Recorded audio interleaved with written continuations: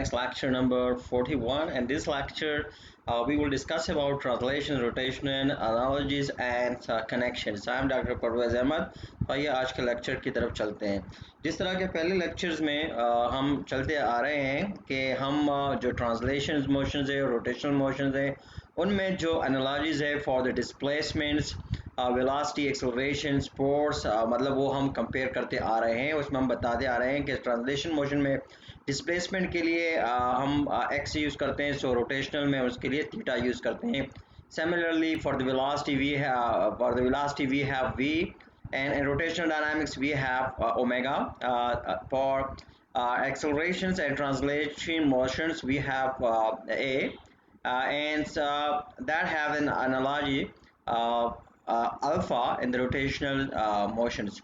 Similarly, for the force in the translatory motions we have the notation f, and its corresponding quantity in the rotational dynamics we call that torque, and that we denoted by tau. But here we introduce a new connections, a new relations that we call mass in the translatory motions. But here we have put a question mark because up to now, I mean till this point we don't know about this. This terminology we will introduce here in this particular lecture. The connections that we have, I mean between the linear and the rotatory, and the rotational motions, they are being linked. So just like with these relations that we have already discussed in the previous lectures. So let's start today's lectures. आज का lecture start करते हैं। जिस तरह के आपको पता है कि Newton second law for the rotation motions we have just seen कि उसमें जो हमारे पास जो न्यूटन सेकंड लॉ थी रोटेशनल मोशन के लिए, उसमें हमने देखा कि जो एंगुलर एक्सेलरेशन है वो प्रोपोर्शन है नेट टॉर्क का, या आप लोगों ने देख लिया था कि we have discussed that alpha is proportion to the net torque. What it mean? Net torque means the sum of torques. I mean जिस तरह हमारे पास मतलब ट्रांसलेटरी मोशन में था और वो बिल्कुल इसकी एनालॉजीज है, एनालॉगियस है न्यूटन सेकंड लॉ, जिसमें हमारे पास है कि एक्सेलरेशंस is being proportion to the net force, that is the sum of the forces. So ये exactly बिल्कुल सेम है, लेकिन इसको हम डिस्कस कर रहे हैं रोटेशनल डायनामिक्स में। न्यूटन सेकंड लॉ में हमने कहा था कि net force is equal to M A. So इसी रिलेशन में हमारे पास जो ए है that is in rotational dynamics we denoted by alpha, and we call that rotational accelerations. Similarly हमारे पास जो force है that in rotation dynamics we say that is correspond to tau, or its analogy is tau, and we call that torque. So the question is what plays the role of mass for the rotational problem. So questions हमारे पास ये है कि मास के लिए मतलब जो rotational dynamics है या रोटेशनल मोशन है उसमें कौन सी टर्मिनोलॉजी वो यूज़ होती है। सो इसके लिए हम एक सैम्पल मिसाल पेश कर रहे हैं कि हमारे पास एक बॉडी ऑफ मास m है, उस पर हम फोर्स अप्लाई करते हैं तो एक circular path of radius r उसमें मूव कर रही है, ठीक है। सो जो टार्क इस पे ऑपरेट हो रही है that we denoted by tau is equal to R F, ठीक है। सो हम कह रहे हैं बॉडी मूव करिए। सो न्यूटन सेकंड लॉ मतलब जब यहाँ पर बॉडी मूव करिए, so Newton second law plus the relations that is A is equal to R A, मतलब ये हमारे पास रिलेशन है जो लीनियर एक्सेलरेशंस को और मतलब जो एंगुलर एक्सेलरेशन है दोनों को रिलेट कर रही है। सो इन दोनों को कंबाइन करके हम जो न्यूटन सेकंड लॉ है उसको एक ख़ास फॉर्म में लिखेंगे। सो आप लोगों को पता है कि न्यूटन लॉ हमारे पास जो सेकंड लॉ है वो बराबर है F is equal to M A. अब अगर इसमें हम ये ए की वैल्यू पुट करें as equal to R alpha यहाँ पर, सो हमारे पास ये रिलेशन आ जाएगी, that is the Newton law will become F is equal to M A is equal to M R A, ठीक है। ये वाली रिलेशंस हमारे पास वो आ जाएगी, ठीक है।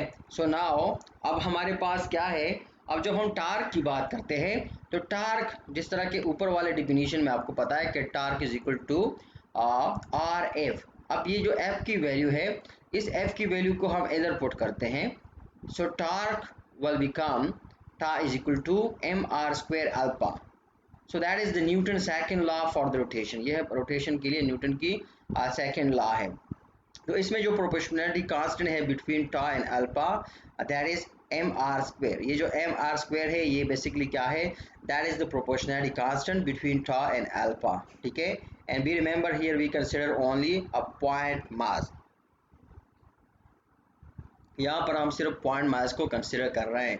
So far, one particle is moving in a circle. Newton's second law for the rotational motion is equal to ta is equal to mr square alpha. So if we have many particles, mean we consider a red body, and we say that that red body is being made from many particles. अगर हमारे पास एक red body हो और हम कहते हैं कि वो मैनी पार्टिकल से मिलकर बना है, so in that particular case of rotational motions, the Newton's second law will become the net torque is equal to summations mr square and 2 alpha. So we remember, since alpha is the same for all the point in the body, it come out of the sum, ठीक है। कि alpha जो है ना, alpha की जो value है तमाम पॉइंट जो बॉडी के अंदर, चूँकि बॉडी रेज बॉडी है और तमाम पॉइंट के लिए अल्फा की वैल्यू वो क्या है, वो सेम है। सो इसलिए ये समेशन से हमने इसको बाहर निकाला। सो हमारे पास मतलब है ये जो रिलेशन है इसको हम थोड़ा मॉडिफाई करके लिख सकते हैं, that is we can write it like summation tau is equal to I alpha, ठीक है। So where the proportionality constant, यहाँ पर ये प्रोपोर्शनैलिटी कांस्टेंट हमने पुटअप किया है आई को, that proportionality constant is basically equal to summations M R square, that is equal to m1r1 square plus m2r2 square, m3r3 square up to so on। और इसी को हम कहते हैं moment of inertia of the body. मतलब ये जो quantity है I is equal to mr square, that we call what, that we call moment of inertia of the body, ठीक है। and it is basically sum over all the point masses and the body। So now Newton's second law and rotational motion is कि जो Newton second law है वो rotational motion में हमारे पास बराबर है summation of torques is equal to summation of moment of inertia and to the rotational velocity, sorry the rotational acceleration. So ये हमारे पास क्या है, ये हमारे पास न्यूटन सेकेंड लॉ है। So moment of inertia of the body is equal to I summations M R square. अब ये आई हमारे पास क्या है, आई हमारे पास moment of inertia which is equal to a measure of the rotational inertia of the body. ये basically I हमारे पास क्या है, a measure of the rotation inertia of the body, and that is been analogous to the mass m, ठीक है। ये मास के लिए एनालॉगस है, ठीक है, और ये बॉडी के अंदर रोटेशनल इनर्शिया को जाहिर करती है। एंड वी रिमेंबर मास के बारे में हम कहते हैं कि मास हमारे पास क्या है, कि mass is a measure of translational inertia of the body. यानी ट्रांसलेशनल जो इनर्शिया है बॉडी में वो इसकी मेजर्स को वो जाहिर करता है। So now you know that the tables is now been complete, कि जितने भी एनालॉगस है between the translatory quantities and the rotational quantities that you can see it here in this particular table। यहाँ पर आप देख सकते हैं कि ये quantities translatory motions में है और इसकी correspondence मतलब जो quantities है rotational motion में they are being denoted in front of that। and here we have the connections। ये हमारे पास क्या है, ये हमारे पास जो connection है जो इन quantities को एक दूसरे के साथ relate कर रही है। मतलब that's we can see that how the velocities, accelerations, forces and inertia they are being linked।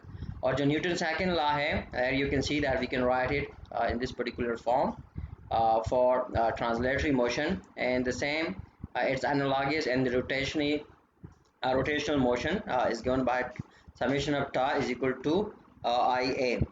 अब यहाँ पर देखते हैं कि जो मोमेंट ऑफ इनर्शिया है it depend upon the shape of the body, ठीक है, एंड लोकेशन ऑफ एक्सिस। मतलब अगर बॉडीज़ की लोकेशंस चेंज हो रही हो, लोकेशन ऑफ एक्सिस और जो बॉडी की जो शेप है वो चेंज हो रही हो, तो उसके साथ साथ मतलब जो है जो इनर्शिया की वैल्यू है, मोमेंट ऑफ इनर्शिया है उसकी जो वैल्यू है वो चेंज होती रहेगी।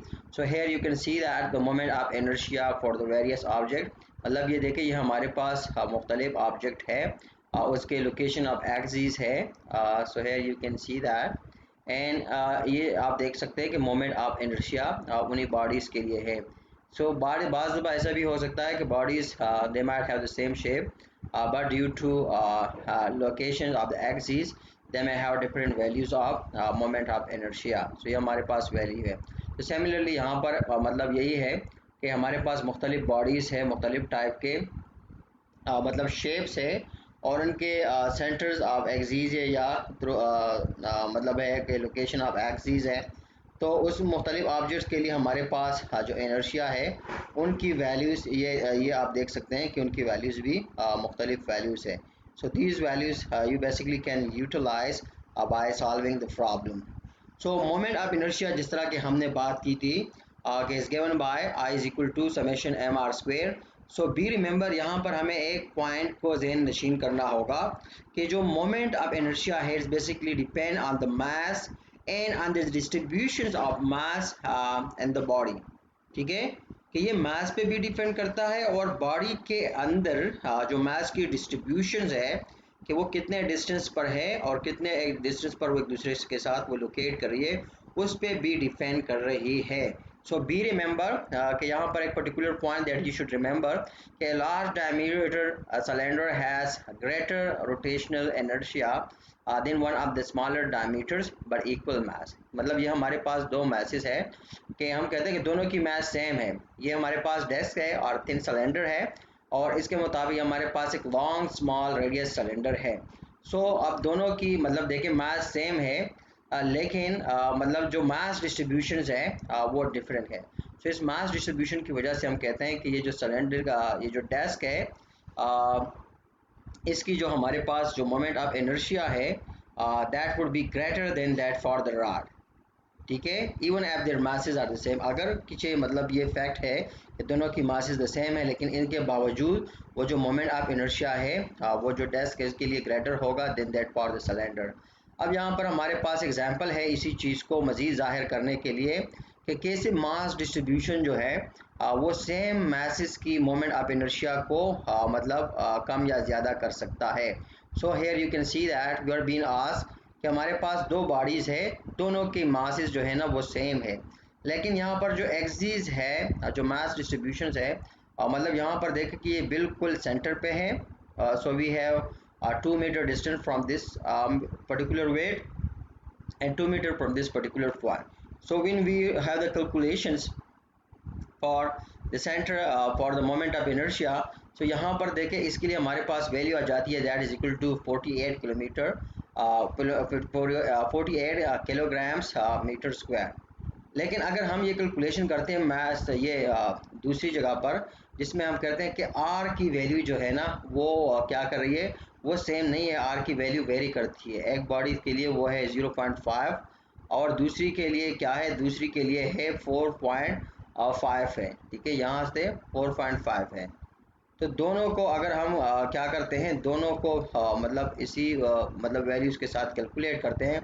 सो we get the values for the B that is equal to 143 kg metre square. ठीक है, तो यहाँ पर देखें कि how much difference we have and that difference is being created only because of moving the central part, moving the axis, कि सिर्फ हमने जो एक्सिस है उनको मूव किया toward the left। सो यहाँ पर देखें कि we have a huge difference and the moment of inertia. ठीक है, सो आई मीन यहाँ पर दिखाने का मतलब ये था कि जो मोमेंट ऑफ इनर्शिया है वो कैसे वेरी करती है मतलब एक्सिस ऑफ रोटेशन या लोकेशन ऑफ एक्सिस के साथ वो कैसे वेरी करती है।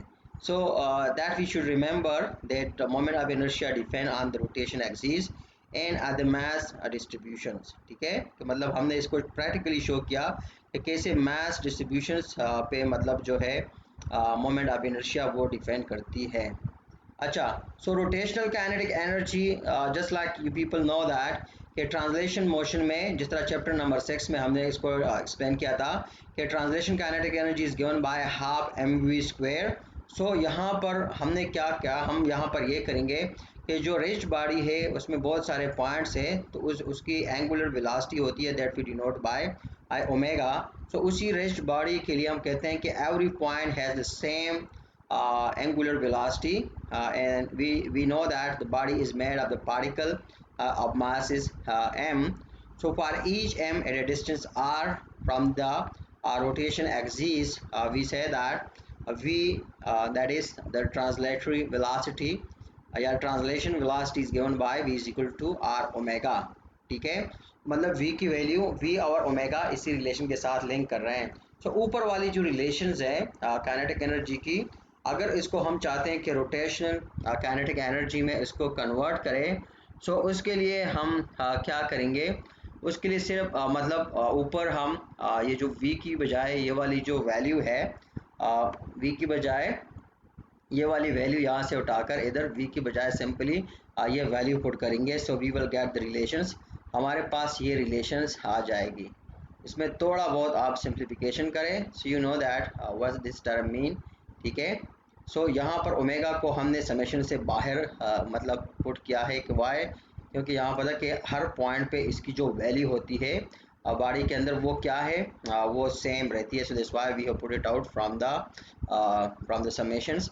और आपको पता है कि ये वाली जो क्वांटिटी है that is summation M R square, that basically stand for the moment of inertia. So जो ऊपर वाली इक्वेशंस है ये वाली इक्वेशन जो है वी कैन समराइज लाइक के जो रोटेशन काइनेटिक एनर्जी है that is equal to half I omega square. ये हमारे पास रिलेशन है रोटेशन काइनेटिक एनर्जी के लिए which is analogous to half M V square. ठीक है, कि ये उसके एनालॉगस है। So rich body rotation kinetic energy is equal to half I omega squares. So now consider rich body, a mass m rotating, that is it's have angular velocity omega about an axis through the center of mass. At the same time, the center of mass is translating with the velocity that we call vcm। मतलब हमारे पास ये है कि अब हम एक ऐसा केस कंसिडर करेंगे कि जिसमें हम कहते हैं कि हमारे पास एक रिच बॉडी है, उसके अंदर ट्रांसलेटरी मोशंस भी है और रोटेशनल मोशंस भी है। तो उसके लिए हमने एक एग्जांपल कंसिडर किया कि रिच बॉडी हमारे पास है जिसकी मास कैपिटल एम है। सो वो रोटेट कर रही है, उसकी एंगुलर वेलोसिटी है। ठीक है, एक्सिस के गिर्द वो वेलोसिटी मतलब सेंटर ऑफ मास के गिर्द वो क्या करी, वो रोटेट करी है। और एट द सेम टाइम हम कहते हैं कि जो सेंटर ऑफ मास है वो एक ट्रांसलेटरी वेलोसिटी के साथ वो मूव कर रही है, जिसको हम वी सी एम से वो जाहिर कर रहे हैं। एग्जाम्पल के तौर पे हम ले रहे हैं कि हमारे पास एक व्हील है जो रोल कर रही है फ्रैक्शन के साथ। So for this we have seen earlier that VCM is equal to R omega. VCM हमारे पास क्या है, VCM हमारे पास बराबर है R ओमेगा के। सो यहाँ पर the kinetic energy has now two parts, that is translatory kinetic energy and rotational kinetic energy. ठीक है, सो टोटल काइनेटिक एनर्जी हमारे पास बराबर होगा translation kinetic energy plus rotational kinetic energy. अब इसमें हम क्या करते हैं, just you put the values, you will have the total kinetic energy and be remember that ICM is moment of inertia about an axis through the rotations. So that's all we have for this lecture. Thanks for watching. See you in next lecture very soon. Till then, bye bye.